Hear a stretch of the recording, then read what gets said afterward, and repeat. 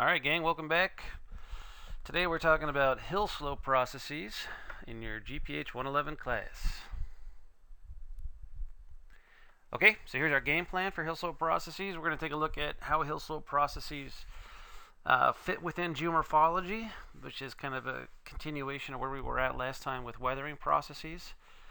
We're going to talk about innie versus outie hill slopes, and as we're doing that, we're also going to look at the major type of hill slope processes. Okay, so here's our definition.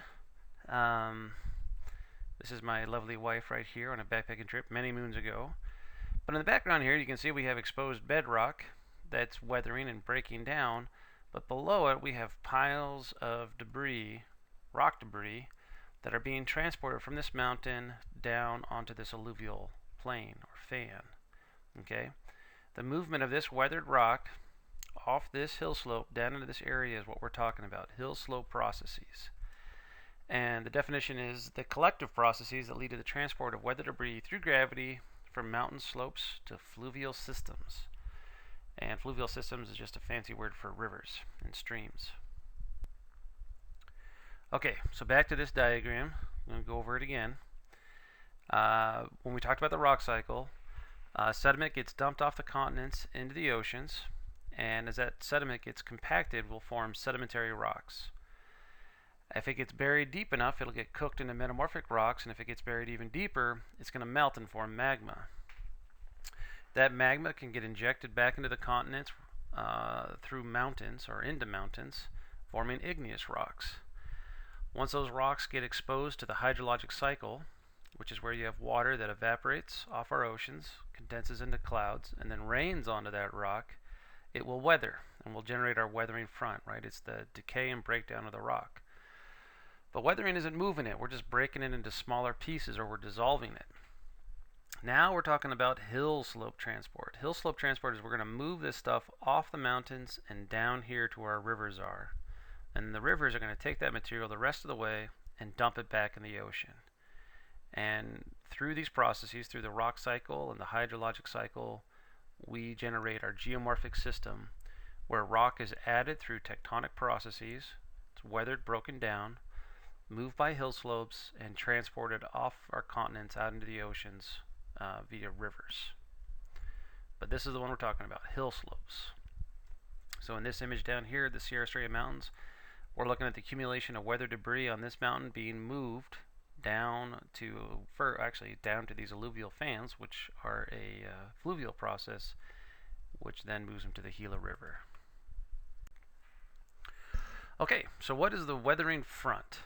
The weathering front is the weathered bedrock atop fresh bedrock below on a mountain surface. So in this image here, this is our weathering front. This pile of weathered granite is sitting atop fresh bedrock down here. So we get kind of a side view of what the weathering front on this hill slope looks like.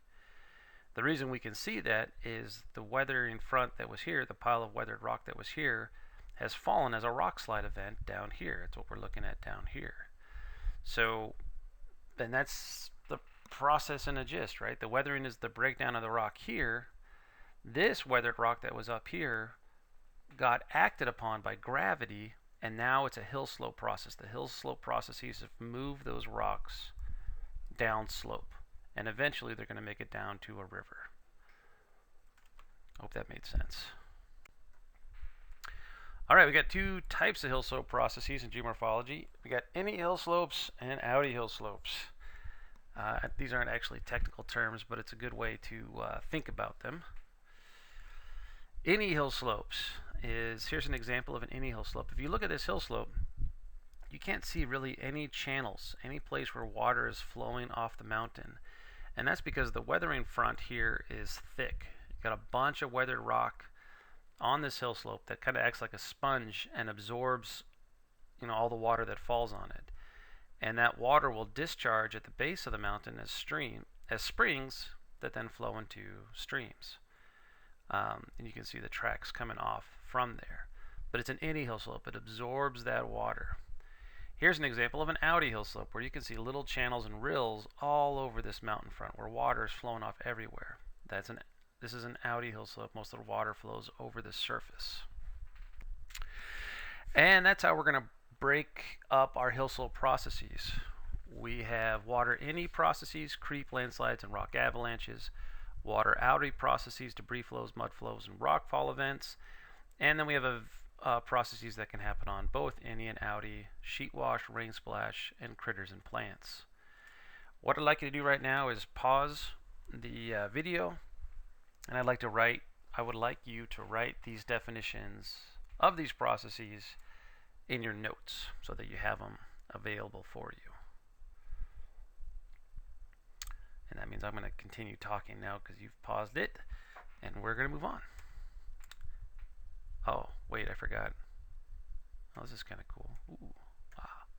Ooh, water, debris flow, mud flows, rockfall, water innie outie, sheet wash, rain splash, critters and plants. Can't remember why I did that, but bang! Now look at it. Oh yeah. All right, let's talk about innie processes: creep, landslides, and rock avalanches. So creep is actually a fantastic name for what this process is. It's in this diagram here. Here's your weathering front, this pile of weathered material sitting above bedrock, and as it absorbs water and it expands through freeze and thaw processes, as it shrinks and swells, as it absorbs waters and then water evaporates, the stuff will slowly move downhill. This fence here used to be up here, and it's been slowly creeping on down the hill. Now, it's not very exciting, but it's probably the most dominant hill slope process on the planet. It probably is responsible for moving more hill slope debris, rocks, sand, silt, clay than any other hill slope process. And how can you resist this this picture? Soil creep can be creepy, right? Because these are the headstones that are getting messed up from a creep process in a cemetery. Bada bada boom. Here's a cool image. Here's the bedrock. Here's the weathering front, and you can see how it kind of bends down slope as this stuff is creeping down slope along that boundary between the weathering front and the bedrock below. Okay, now we're talking about faster movement of this rock on any hill slopes, and this is your landslides. Okay, landslides are two types of landslides. You have slump rotational and translational. Slump rotational, if you look in this image right here, this is up on the Colorado Plateau, and the bedrock here is very flat or horizontal. But if you look down here, all this rock is dipped down, it's dipped back. And that's because it broke off as a massive landslide and then rotated up. Okay, and so it kind of slumps like an ice cream scoop off the mountain, goes whoop, like that. Translational is much more like a board sliding past another board. So all this rock was up here, and it just, the weathered debris just slides across the bedrock on a flat surface and goes boom, dumps into the lake. Slump rotational, translational. Here's a translational landslide in El Salvador in 2001 following a magnitude 7.7 earthquake, plus a lot of rainfall, and this thing just translated down and poured right into this village. Extremely dangerous and generates a ton of damage, and this is why we don't live in California, so your houses don't look like that. Here's a slump rotational landslide, the La Conchita landslide. It first moved in 1995, which is probably when you guys were born. It rotated up here, and the ice cream scoop scooped out, poured onto the hill slope, and then it poured onto these homes right here, and it destroyed 9 homes. A lot of the people here actually continued to live here because their homes were basically worth like nothing. And in 2005, water collected up here in the ice cream scoop and remobilized the debris, and a mud flow poured into these homes, destroying 13 homes, and there was 10 fatalities. Very sad. Okay, the big guys, the big landslide events are known as rock avalanches. I include this picture here because the biggest rock avalanches in the solar system are actually on Mars. So right here is Valles Marineris. It's the largest canyon in the solar system, and this thing right here broke away from the canyon rim, and look at all the debris just shooting out into the valley floor. This thing right here is the size of Arizona. But to be a rock avalanche, you have to have a volume greater than 5 million cubic meters. Oh, sorry, my ear itched. What's fascinating about these things, the reason why they're considered different, is once you're bigger than 5 million cubic meters, the rock avalanches travel farther than they should. And by should, I mean the frictional resistance of the falling debris on the basically hill slope below. You can calculate how far that stuff should move before it stops because of frictional resistance. Well, these rock avalanches travel much farther than they should. And the thought behind that is the material, when it's this big, vibrates really, really fast. And so as it's flowing down the surface, like when this rock was flowing over the surface of Mars, it's vibrating rapidly. And because it's vibrating, it doesn't touch the ground as much as it would because it's constantly bouncing. And there isn't as much frictional resistance. Here's a Washington landslide this year, 2014. There was 41 deaths.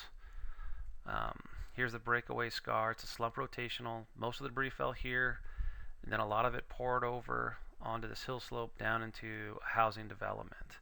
It dammed this river. The river eventually poured across. Or I'm sorry, the river is flowing this direction. Here's the kind of lake that formed, dammed up this area, and the water is starting to flow across. This gives you kind of a sense of the scale. This is at the top at the breakaway scar.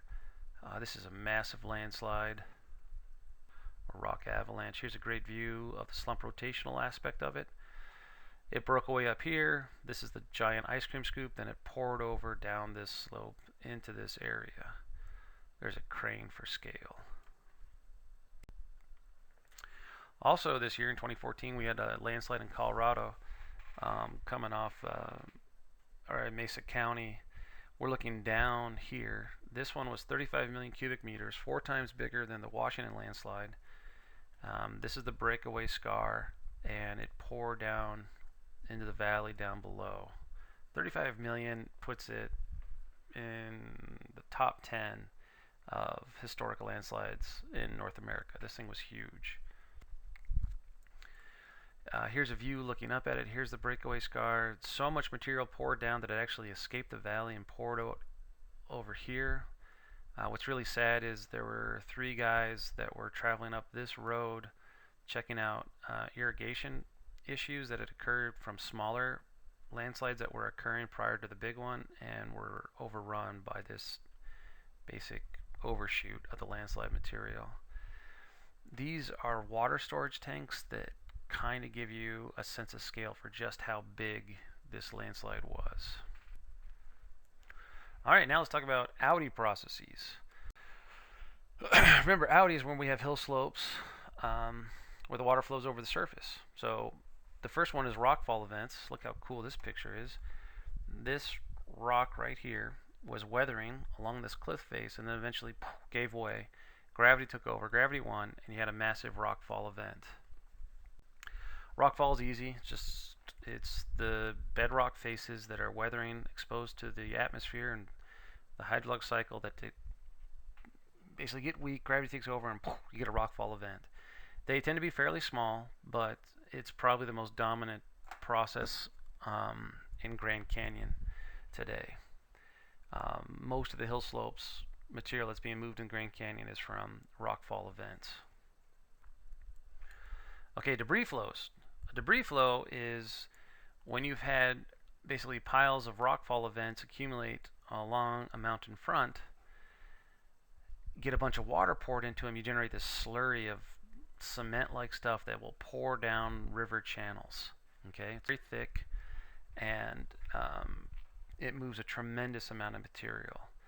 And so instead of it just being water, it's like a cement mixture of sand, silt, and in this case, look at this giant boulder. That's bad. Like, you know, these guys are like, what are we gonna do, man? It's big. They're like, let's blow it up, which is probably what they did. Anyway, here's a debris flow that poured down a river, extremely destructive. This is a person for scale, another person here. Here's a debris flow that poured into a home. You wouldn't want to live there, right? A flood with water is bad enough. Once you start adding boulders to the mix, it's no bueno.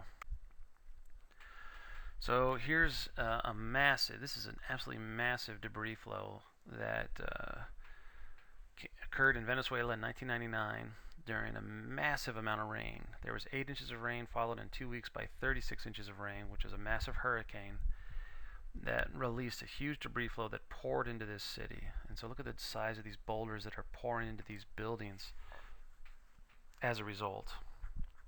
Absolutely devastating.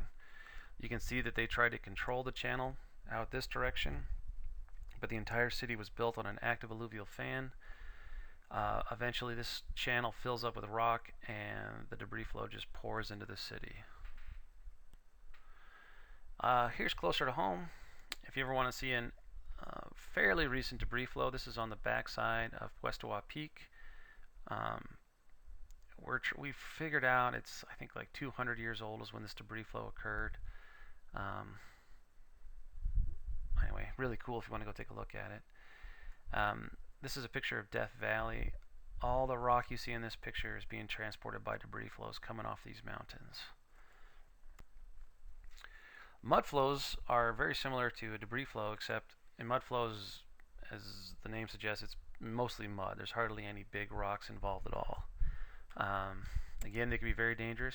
The people in these cars are bummed. That's not a place you want to be. Here's some mud flows coming down these rivers.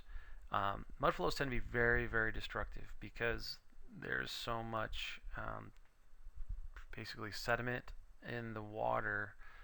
The density of the fluid, of the liquid, is such that it can move very heavy objects, and it's very, very destructive. Here's a couple links if you want to check out. I'll provide these for you in Canvas, and I'll show you in lab as well, of really devastating debris flow and mud flow events. Okay, let's talk about innie and outie processes. So again, these are the hillslope processes that happen both on innie hill slopes and outie hill slopes. The first one is not very dramatic. It's called overland flow. And so what will happen is, right here next to this Department of Geography van, there's a massive storm occurred. It rained really hard. And it rained so much that the ground couldn't absorb all the water that was falling onto it. So a lot of the water flowed over the surface. And as that water is flowing over the surface, you can see the little dams that develop here of debris that catches in the grass. That debris is sand, silt, clay, and vegetative matter. And if you're moving that down slope, that's a hill slope process. Okay, you can move a lot of material that way. Rain splash is also another important hill slope process, more in arid climates, because if you have vegetation, the vegetation will protect the surface. But at a small scale, raindrops are like little bombs, and when they hit the surface, they'll hit the sediment, and the sediment gets ejected up into the air. You've probably noticed this if you've ever been hiking in the rain. Once you're done hiking in the rain, you'll look down at your legs, and there'll be all this dirt along your calves, down to your boots, and you're thinking to yourself, I wasn't rubbing my legs in the dirt. Why are my legs dirty? And that's because once this stuff gets ejected, it'll stick to your legs through this process. If you put this surface on a slope, those particles are going to fall more in a downhill direction than an uphill direction, so you can literally bounce grains of sand, silt, and mud down slope through rain splash. Alright, critters and plants. If you haven't seen this movie, you should. Don't kill all the golfers on the course. There was a study done by Gabbett and Dunn in 2003, and they were looking at the rate of hill slope transport on this slope up here near Lake Tahoe, and they determined that the dominant hill slope process, what's moving more hill slope sediment than anything else, are gopher holes. And as the gophers dig their holes, again, most of the material is going to fall downslope versus upslope, and you can move a lot of material that way, and in this case, the dominant process. Just below gophers were trees. So when trees die, this is their actual drawing, which is kind of funny. It gets the point across. It's obviously very simplistic. So here's your tree, and then down below the tree, you got a bunch of root systems that extend below. And those roots will kind of grab onto rocks and boulders and stuff, and you'll generate a root plate. So when the tree falls over, it brings that rock with it. The trees will tend to fall downslope, and you will move rocks, sand, silt, and clay slowly downslope as a process. Okay, so we're kind of at the end of hillslope processes. The key point is all these processes that we've talked about, what they're doing is they're moving that weathered material up here on the hill slopes off the mountains and dumping it into the rivers, and then the rivers are going to dump it into the oceans. The next lecture we're going to talk about is rivers. So we know tectonic processes pump rock into our continents, forming mountains. That rock gets exposed to the atmosphere, weathers and breaks down, doesn't go anywhere until hill slopes take over via gravity and move that stuff down to the rivers. All right, here's the things you need to know. What are hill slope processes and how do they fit within geomorphology? What is the weathering front? Differences between innie and outie hill slopes, and you need to understand an understanding of the different innie and outie hill slope processes. Hope you guys had a good time, and I'll see you in lab.